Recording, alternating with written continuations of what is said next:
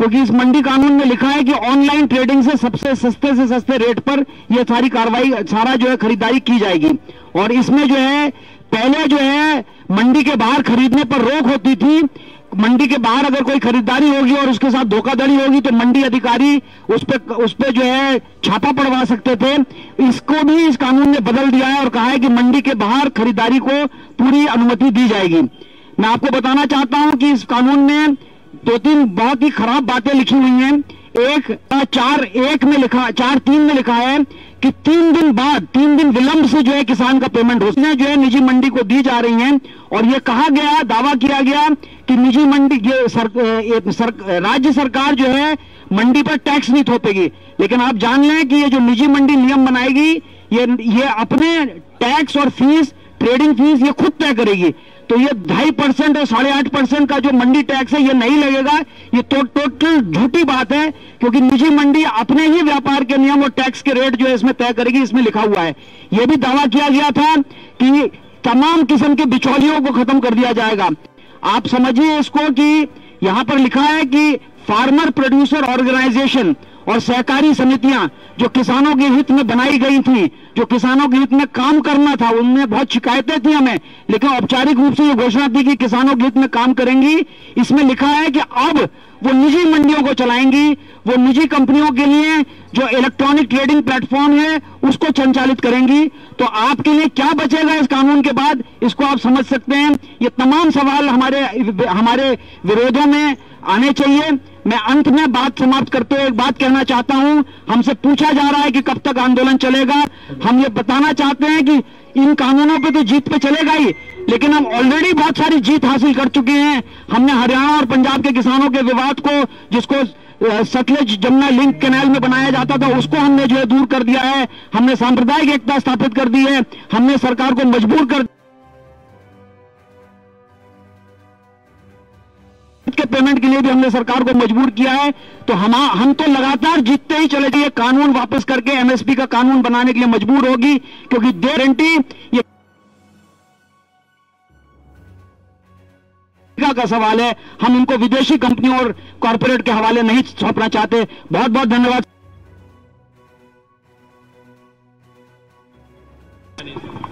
अभी मनजीत सिंह तनवेर साहब वो अगले स्पीकर होंगे। मनजीत सिंह तनवेर।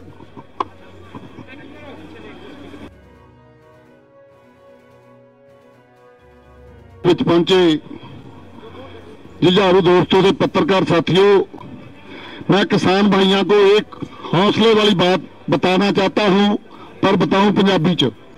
जे उन्होंने छांगना हो तो मजदूर का हथ लगता, जे उन्होंने टंका लाना हो तो मजदूर का हथ लगता, जे ट्रक लोड करनी है तो मजदूर का हथ लगता, जब लानी है उदों भी मजदूर का हथ लगता, उस तो बाद गोडाउन जाती है तो मजदूर का हथ लगता।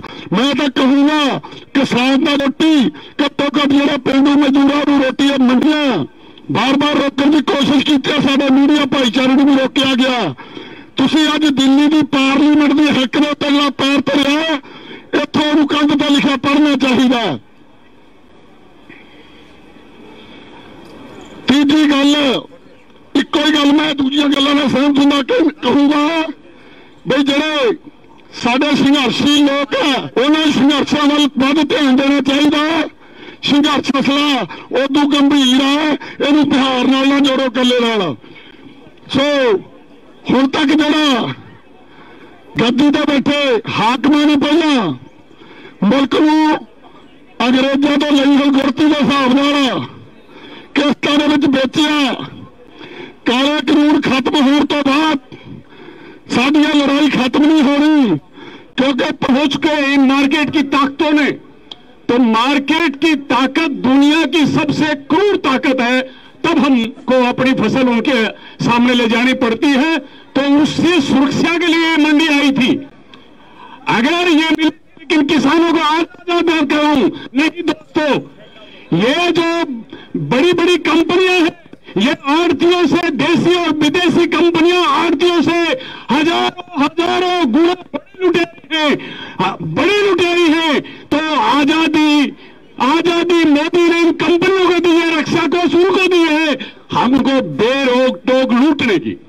हमारी एमएसपी नहीं मिलेगी, मंडी पर मुकम्मल देशी और विदेशी पूंजीपतियों का कब्जा होगा। इसको हमको स्वीकार नहीं है, इसलिए हम लड़ रहे हैं। 13 महीने से 8 महीनों से बॉर्डर बैठे लड़ रहे हैं। अंतिम बात यह कहूंगा कि मोदी ऑर्डिनेंस ले पार्लियामेंट को दरकिनार करके, पार्लियामेंट में धक्काई करके ये काले कानून बनाए। मोदी, उसकी पार्टी बीजेपी और आरएसएस ये अंबानी और अडानियों के बिकी हुई है, ये सरकार बिकी हुई है और पार्लियामेंट को सिर्फ मुखौटा के रूप में इस्तेमाल कर रही है। इसलिए आंदोलन ही वो शक्ति है, आंदोलन ही वो शक्ति है जिससे हम इसके जो काले कारनामे हैं उससे मुक्ति पा सकते हैं। इन तीनों काले कानूनों को और बिजली बिल को अभी बिजनेस लिया पार्लियामेंट में, उससे भी हम बच सकते हैं और प्रदूषण के जो कानून बनाए हैं हम बच सकते हैं। तो हम अपने आंदोलन को रखेंगे जब तक ये वापस नहीं लिया जाएगा। हम हटने वाले नहीं हैं, हम हटे जिसने इस जंतर मंतर को एक पिंजरे में बंद के खिलाफ है। हम अपने लिए लड़ रहे हैं। जो भी खाना खाता से भाई संदीप गिद्दे को कहूंगा कि अपनी बात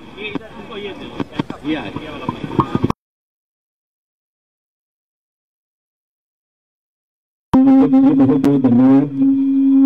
आज इस किसान 8 महीने होने जा रहे हैं। महाराष्ट्र क्षेत्र में एक काले कानून आने के बाद संसद के आगे रखना चाहता हूं, एक रखना चाहता हूं कि ये जो 3 काले कानून आ गए उसके बाद में कहा गया स्टॉक लिमिट हटाया जा सकता है। अत्यावश्यक वस्तु कानून के खिलाफ उसके हिसाब से कभी भी इसका जो है ये बैन करने के लिए अगर कमेटी जैसी परिस्थिति है उसी में ही, लेकिन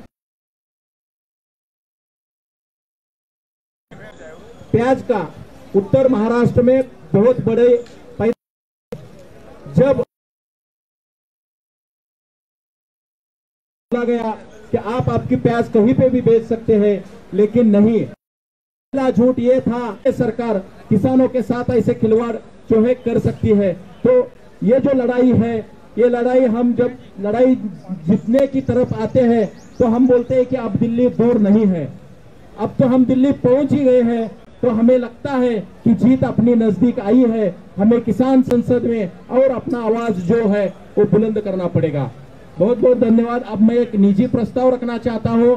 हमारे क्षेत्र में कोरोना की जब सेकंड वेव आ गई थी, बहुत सारे लोग पूरे देश में ऑक्सीजन की कमी से यहाँ पे कैजुअलिटीज बढ़ रही थी और बहुत सारी कैजुअलिटीज बढ़ रही थी। केंद्र सरकार ने हाथ ऊपर किए थे। हमारे चुनाव क्षेत्र सांगली डिस्ट्रिक्ट जो वेस्टर्न महाराष्ट्र में आता है, बहुत किसानों को ऑक्सीजन बेड नहीं मिल रहे थे। सरकार ने जब हाथ ऊपर किया था तो मैंने सिख कम्युनिटी की जो खालसा एड संस्था है मुंबई में, उनको गुजारिश की और उन्होंने मुझे ऑक्सीजन कॉन्सेंट्रेटर 1 घंटे में उपलब्ध किया। ये कोरोना काल में सिख कम्युनिटी ने लंगर हो, ऑक्सीजन कॉन्सेंट्रेटर हो, इस देश पूरे सप्लाई करके पूरे देश की मेरे पास तेजवीर विर्क लिखा है, वो है या तेजिंदर विर्क है? तेजिंदर सिंह विर्क जी। तेजिंदर सिंह विर्क। तेजिंदर सिंह विर्क जी।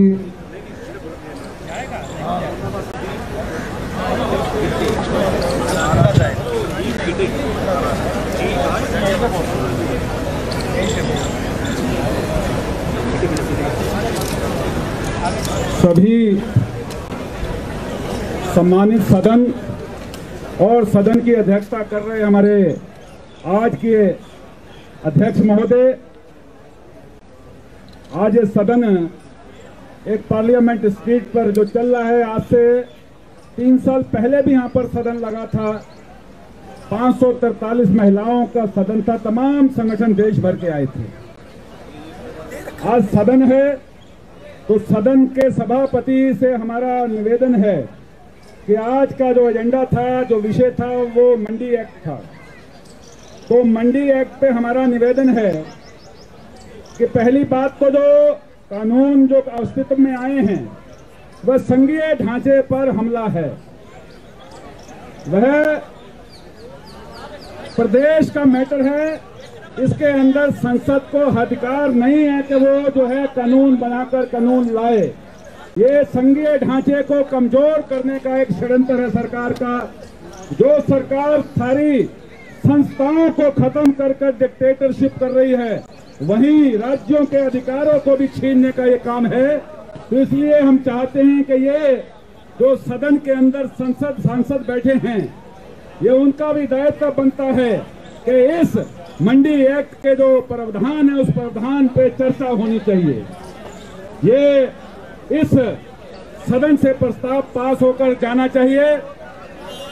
और दूसरा, अगर खाद्य सुरक्षा अधिनियम कानून बन सकता है, अगर खाद्य सुरक्षा अधिनियम कानून बन सकता है, तो न्यूनतम समर्थन मूल्य एमएसपी का गारंटी का कानून देश की संसद में क्यों नहीं आ सकता? इस पर देश के संसद जो बैठे हैं वह चर्चा करना चाहिए। जो अधिकार राज्य के हैं, उन राज्यों की शक्तियों को कमजोर नहीं करना चाहिए।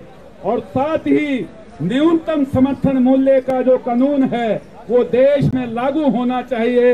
ये आज के हम जो सदन है, सदन के सभापति के सामने इस सदन की कार्रवाई में अपना जो प्रस्ताव हैं वो रखते हुए, आज आपने बड़ी संख्या में जो आज सिस्टम बना है, उस सिस्टम में तमाम हमारे सांसद के रूप में आज प्रतिनिधि बैठे हैं। सभी का बहुत बहुत धन्यवाद कि अनुशासन में रहकर, अपनी मर्यादा में रहकर आप सभी सम्मानित सदस्यगणों का बहुत बहुत धन्यवाद। जय जवान, जय किसान। ये कानून ये पारित नहीं कर पाएंगे, लेकिन हमें चाहिए, ये इस सदन को सोचना चाहिए। व्यवस्था नहीं, वो हमारा प्राथमिक मांग होना चाहिए। हर किसान को इस देश में अपनी फसल की गारंटी के साथ दाम मिलना चाहिए। और मैं उस गारंटी के साथ दाम मिलने वाला बात का जिक्र इसलिए कर रहा हूं, वो दाम कहां मिलेगा? मोदी जी के ऑनलाइन पोर्टल पर तो नहीं मिलेगा। इसलिए हमारा मंडी व्यवस्था को बरकरार रखना होगा, उसमें संशोधन चाहिए। कई गलतियां हैं, कई टूट फूट है।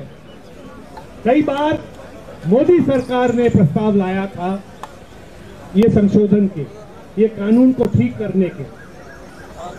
वो सारी चीज किसान संगठनों के साथ बैठ के तय करके एक ऐसा कानून लाए और उसको, उस फसल के दाम को पाने के लिए ऐसा व्यवस्था करे जिसमें किसान सुरक्षित हो।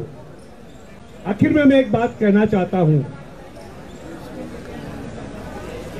मोदी जी, बीजेपी, आरएसएस सबको मालूम है होगा किसानों के खिलाफ है, श्रमिकों के खिलाफ है, क्योंकि उनके पास एक दूसरा चाबी है।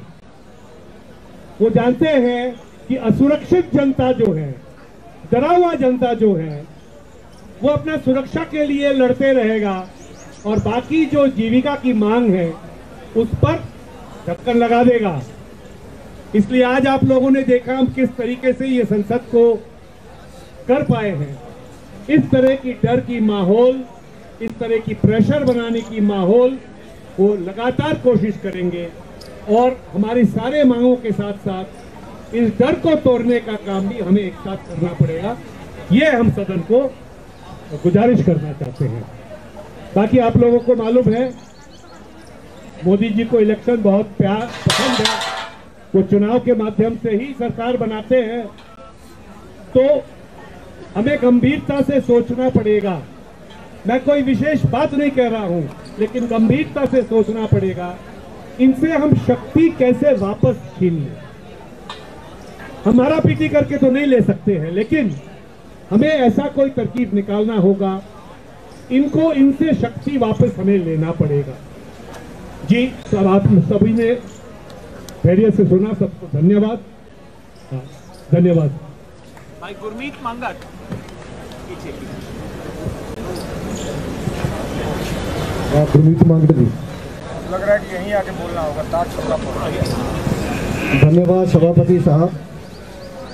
मैं नेपाल बॉर्डर उत्तर प्रदेश से आता हूं और आज मैं दो विषयों पे बात करना चाहता हूं। पहला कि सरकार जो सत्ता में बैठी है वो निरंतर ये कह रही है एमएसपी है, एमएसपी था और एमएसपी रहेगा।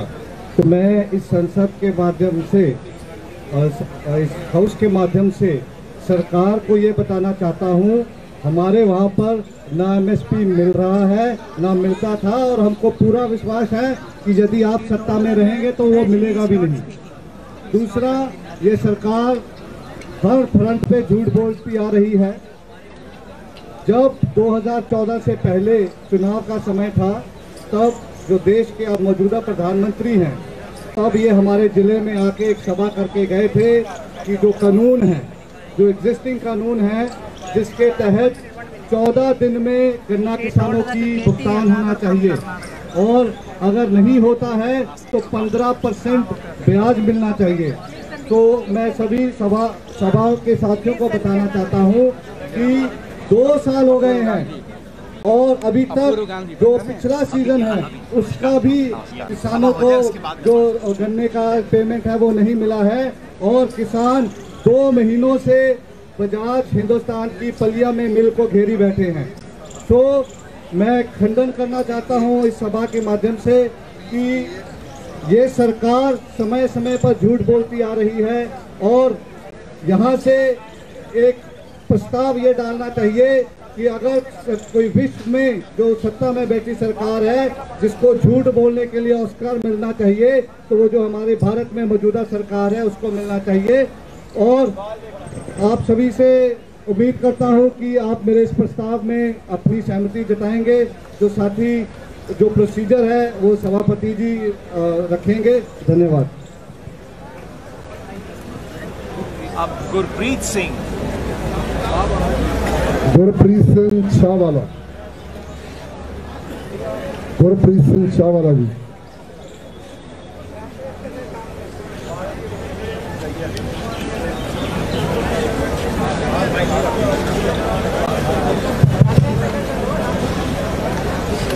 सत्कारयोग सभापति जी, डिप्टी सभापति जी, इस संसद ਦੇ ਵਿੱਚ ਮੈਨੂੰ ਬੋਲਣ ਦਾ ਮੌਕਾ ਦਿੱਤਾ, ਬਹੁਤ ਬਹੁਤ ਧੰਨਵਾਦ। 1947 ਦੇ ਵਿੱਚ ਜਦੋਂ ਸਾਡਾ ਦੇਸ਼ ਆਜ਼ਾਦ ਹੋਇਆ, ਉਸ ਤੋਂ ਬਾਅਦ ਅਨਾਜ ਦੀ ਕਮੀ ਆਈ, ਜਨਤਾ ਨੂੰ ਖਾਣ ਲਈ ਅਨਾਜ ਨਹੀਂ ਸੀ। ਕਾਰਪੋਰੇਟ ਤੇ ਸਰਮਾਏਦਾਰ ਲੋਕ ਇਹ ਸਾਡੇ ਵਿੱਚ ਪਹਿਲਾਂ ਤੋਂ ਹੀ ਨੇ। 1955 ਦੇ ਵਿੱਚ ਐਕਟ ਬਣਿਆ, ਜ਼ਰੂਰੀ ਵਸਤਾਂ ਦਾ ਐਕਟ, ਜਿਹਦੇ ਵਿੱਚ ਕਿ ਸਟਾਕ ਦੀ ਲਿਮਟ रखी गई सी, कोई भी कारपोरेट सरमाएदार लिमिट तो वध स्टॉक नहीं रख सकता। उस समय की सरकार ने फिर किसानां अते मजदूरां नूं बचाउण दी खातर 1961 दे विच APMC एक्ट लैके आंदा, जिस दे नाल मंडियां दा विस्तार होया। सरकारी स्टॉक दे विच अनाज स्टॉक करन दी सरकार कोल शक्ति आई। मंडीकरण बोर्ड का उदों गठन होया, जिस दे नाल के साडियां मंडियां चलियां। उस तो बाद सारा कुछ ठीक चलता रहा। उस समय की सरकार ने किसानां अते मजदूरां नूं कारपोरेटां तो बचाउण लई APMC एक्ट बनाया, पर मौजूदा सरकार कारपोरेटां दे हत्थां दे विच सारा कुछ देण खातर इनू भंग कर रही है। 1961 तो लैके ये एक्ट वधिया काम करता रहा, मंडियां का विस्तार होया, सब कुछ ठीक ठाक चलता रहा।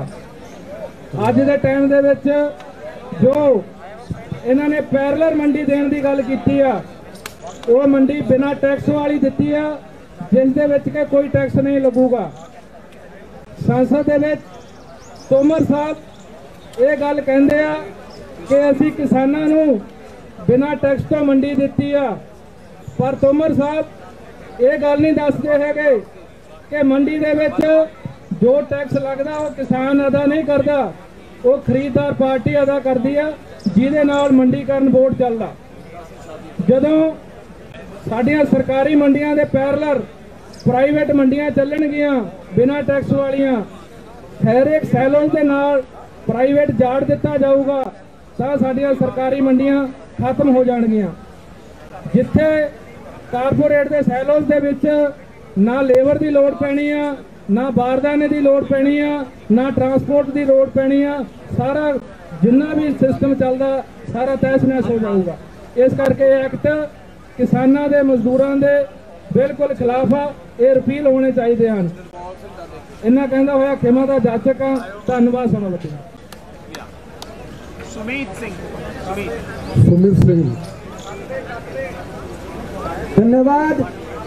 सबसे पहले तो मैं इस संसद के माध्यम से इस ऐतिहासिक किसान आंदोलन को इस मुकाम पे पहुंचाने के लिए और ये ऐतिहासिक संसद यहाँ पे खड़ी करने के लिए आप सबको बधाई देना चाहता हूँ। इसके साथ ही इस संसद के माध्यम से मैं ये कहना चाहता हूँ कि ये जो गोदी मीडिया का सहारा लेके बीजेपी इस देश में भ्रम पैदा कर रही है, नारे देती है अब किसान का दाना दाना खरीदेंगे। आज से 5 साल पहले कहा उन्होंने अब 2022 में हम किसानों की आमदनी को 2 गुनी कर देंगे, लेकिन जब हम देखते हैं तो इसकी सच्चाई कुछ और ही है।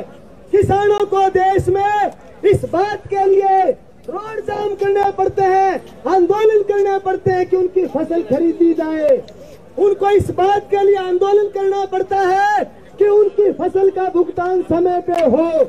परंतु जिस तरह से कोरोना का बहाना बना के, और क्योंकि मैं संसद में ये याद दिलाना चाहूंगा, इससे पहले भी जो एक विराट किसान संसद हुई थी बहुत पहले 3 साल पहले, उसमें 2 प्रस्ताव लाए गए थे।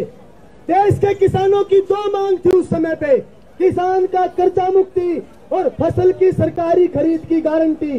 परंतु सरकार ने ये कोरोना का बहाना लेके जो ये कानून बनाया, इस कानून पे चर्चा हो रही है, मेरे से पहले साथियों ने रखा है, चाहे वो ठांड मंडी का उदाहरण रखा हो, हरियाणा में जो कैथन में। आज हालत यह है कि उन दोनों मंडियों के अंदर जो हजारों हजार लोग काम करते थे, कोई चाय वाला था, कोई पल्लेदार था, कोई दूसरे काम करने वाला था, सबको भी बीजेपी सरकार ने उजाड़ दिया है। तीसरा, आज भी जो है हरियाणा के अंदर हम देखते हैं कि पिछले 2 साल से किसान जो है, जो टमाटर पैदा करता है, वो 2 साल से अपनी फसलों को सड़क पर फेंकने के लिए मजबूर है। तो ये जो दावे हैं सरकार के कि आमदनी 2 गुनी कर देंगे, सच्चाई है आमदनी घट रही है। कर्जा मुक्ति नहीं की, कर्जा किसान के ऊपर बढ़ता जाने लग रहा है। और अब ये जो कानून लेके आए हैं, इसके चलते पूरे देश को, इस देश के अन्नदाताओं को सरकार उन अडानी अंबानी के हवाले करना चाहती है जो पहले से ही इस देश की जनता का खून चूस रहे हैं। इसलिए ये जो ऐतिहासिक हमारी आज किसान संसद है, इस माध्यम से हम ये मांग करते हैं कि सरकार या तो इन कानूनों को रद्द करे, वरना इस देश का अन्नदाता इस सरकार को रद्द कर देगा। यही बात कह के मैं अपनी बात खत्म करना चाहूंगा। धन्यवाद सभापति महोदय।